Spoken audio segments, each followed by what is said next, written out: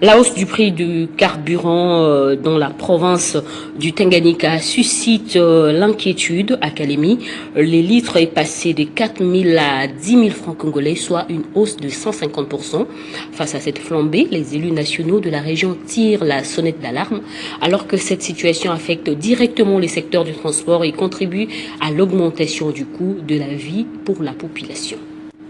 Sur les plans économiques, cette hausse risque de provoquer un effet domino, enrichissement du transport du personnel et des marchandises, augmentation du prix des biens et services, baisse du pouvoir d'achat et ralentissement des activités commerciales, chose qui a fait monter plusieurs personnes au créneau, dont les députés nationaux élus des Kabalo, Eric Ngoy, qui appellent les autorités provinciales à se réunir rapidement pour trouver des solutions à cette situation qui menace l'économie de la province. C'est grave, je te dis, chez nous au Tanganyika.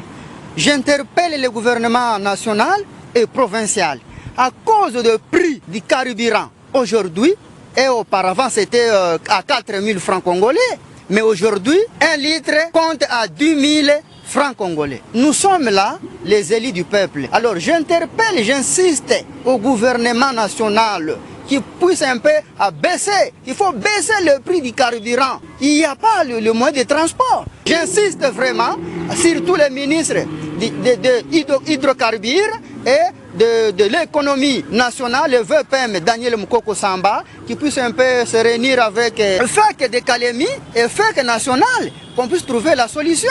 Face à cette situation, une réponse urgente s'impose. Maîtriser les prix du carburant, c'est préserver les transports, soutenir les activités économiques et protéger les pouvoirs d'achat de la population du Tanganyika. Cette alerte intervient alors que les élus nationaux sont en vacances parlementaires à l'issue de la session des mars. Cette question s'inscrit également dans un contexte plus large des préoccupations liées à la stabilité et à la sécurité de la province du Tanganyika. Pour l'élu des Kabalo, l'urgence est claire, laisser cette situation perdurer, c'est prendre les risques de voir l'économie du Tanganyika tourner au ralenti.